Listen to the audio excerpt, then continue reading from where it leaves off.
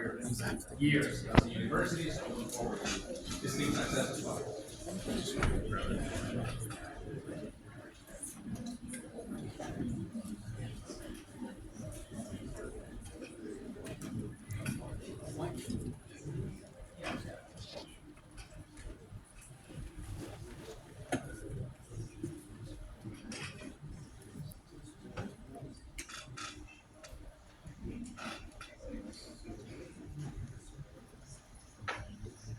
Good afternoon, everyone, and welcome.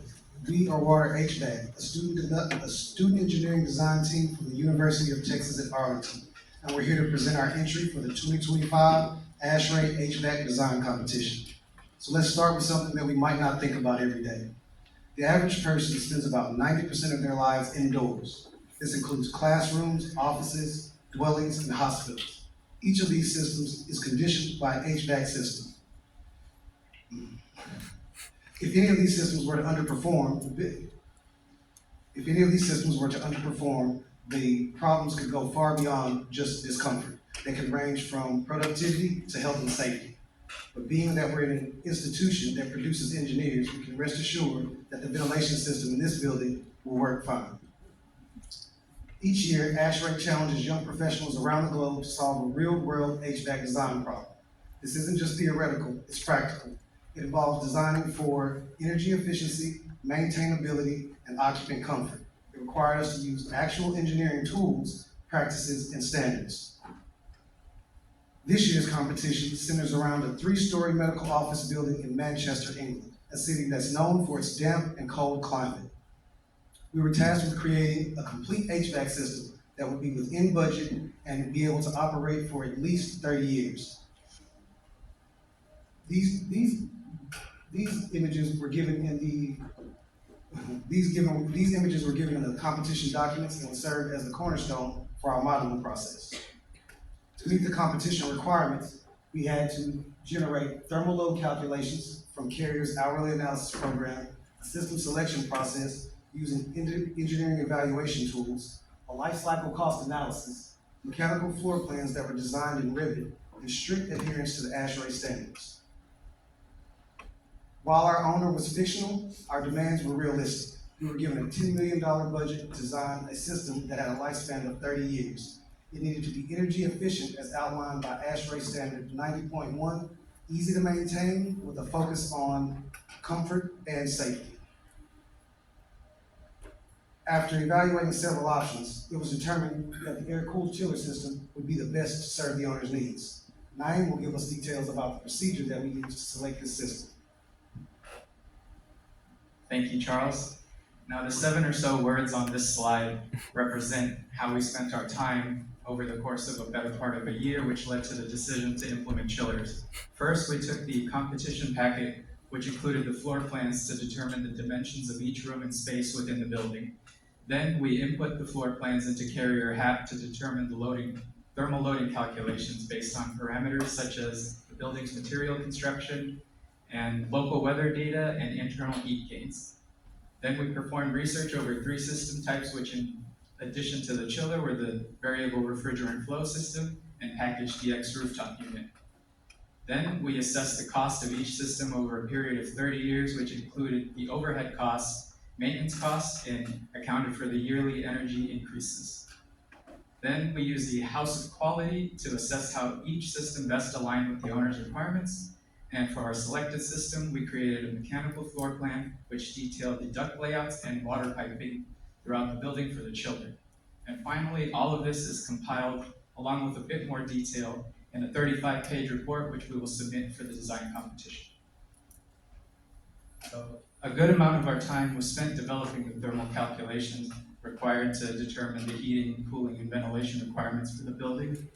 HAP produced a 50-page report which details all of this information, and it determined that the total cooling load required for our system was 120 tons, and during peak demand, it needs to be able to output 52,000 CFM of airflow at peak demand for this 60,000 square foot building.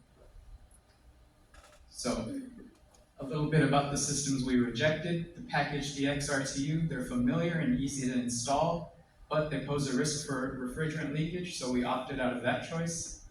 The variable refrigerant flow system is compact and energy efficient, but it also poses the risk of refrigerant leakage. So we neglected that, and it has a shorter lifespan of about 15 years.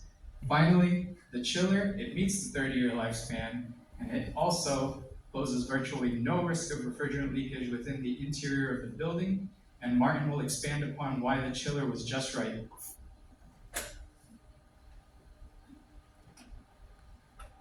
Thank you, Naeem. There was two methods we used to pick which system was the one. First, the cost analysis. How much is it going to cost to buy, to install, to operate, and to maintain? Now, to buy and to install, we had that estimated by our sales representatives. As for how much it would cost to maintain, that determines on how often components of it break down before its 30-year life. How often is it going to cost to operate? That was calculated by us using an equation that took into account the owner's required temperature and relative humidity set points. Second, we used the house of quality method to determine which system was best. In the house of quality, we see our requirements on the left and our system characteristics along the top. Where the two meet in the middle, we see how one of these characteristics meets our requirements and how well it does it on a scale from 1 to 9. Let's do them for example. In the case of minimum health risks to indoor air quality and refrigerant type distribution, as Naeem had stated earlier, all the refrigerant in this type of system is fully compelled within the system itself on the roof. It has no risk of leaking into the indoor air. As per ASHRAE standard 90.1 for energy efficiency, newer and more efficient refrigerants are used all the time.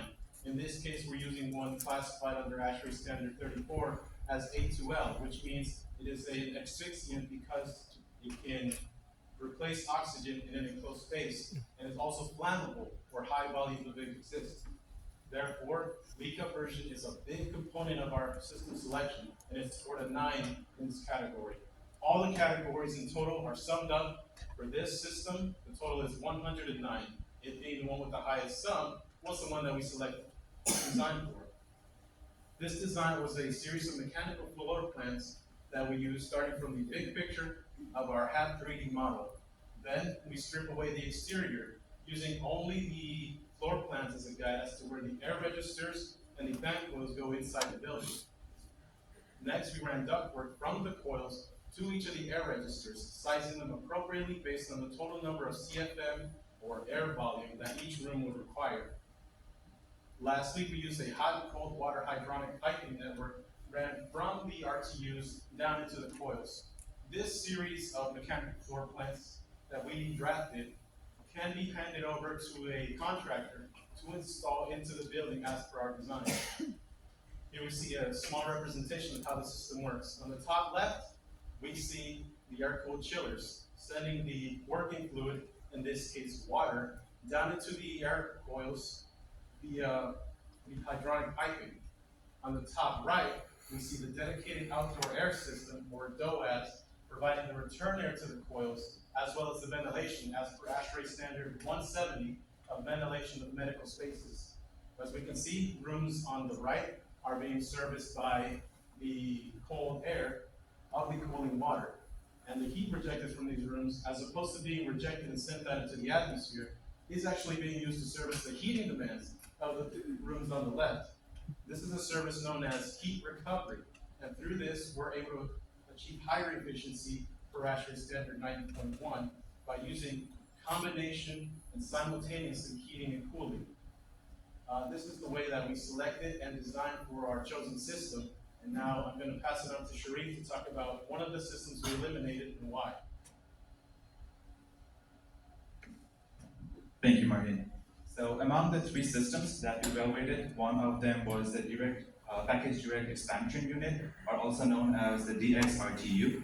Now, this type of system are the ones that we have similar in our homes, but with one key distinction, and that is the evaporator coil, the condenser coil, and the blower assembly are all packed together into one single unit and installed in your rooftops.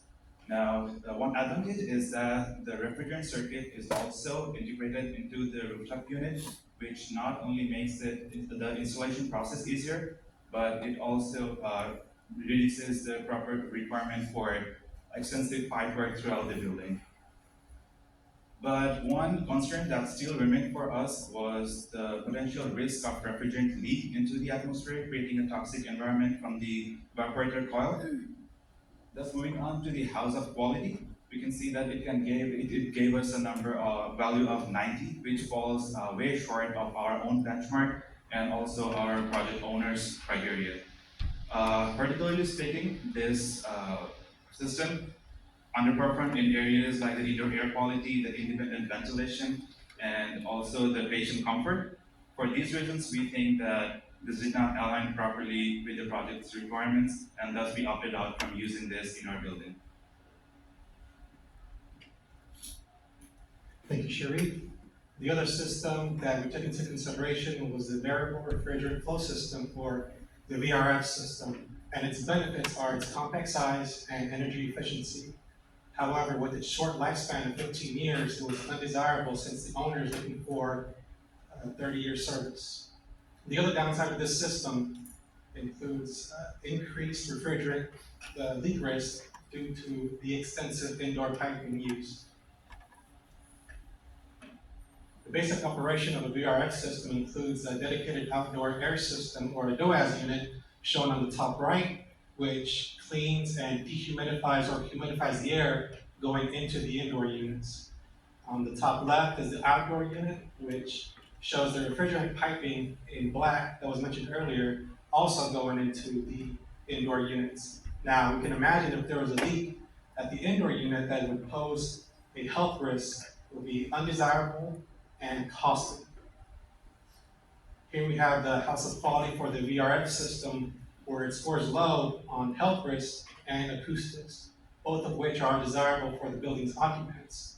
So this, along with the previously mentioned reasons, are why this system was rejected. I'll pass it on to Charles for our closing statements.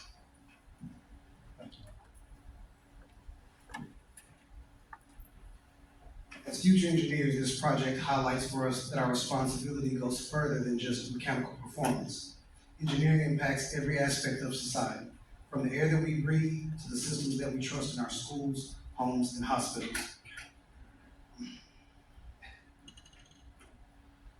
Society depends on engineers to solve complex problems, but it also depends on engineers to uphold ethics, safety, and public trust.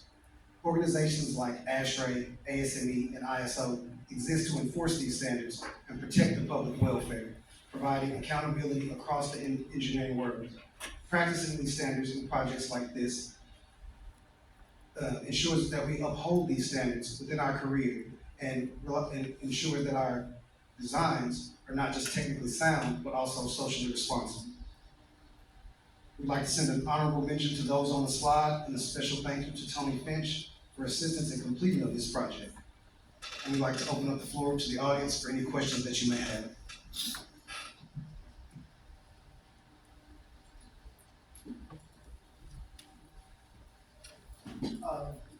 With regards to the safety concerns you had on the other two, is that strictly because this was a medical facility and that would otherwise be perfectly acceptable for a commercial building or an office complex? Or is that something where flat out it doesn't fit within the standards?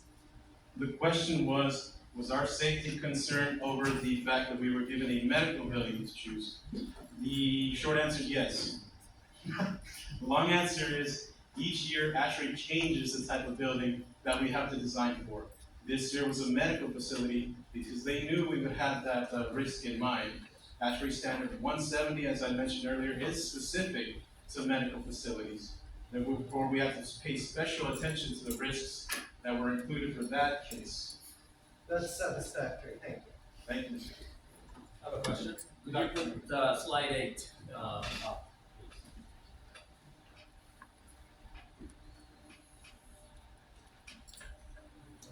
All right, so you're talking about 120 tons of total cooling load, 52,000 CFM.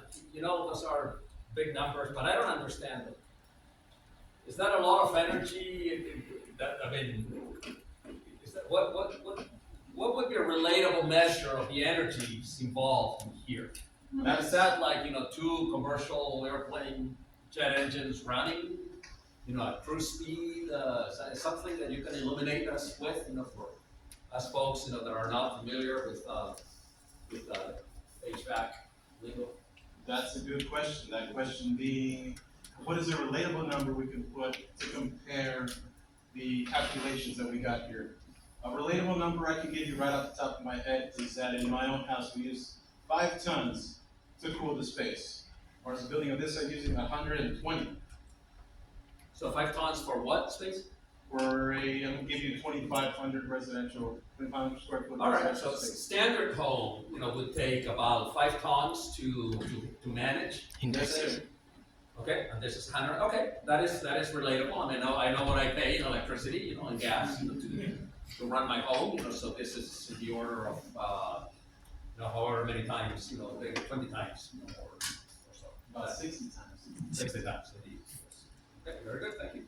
All right. Any other questions? We have time for one more question.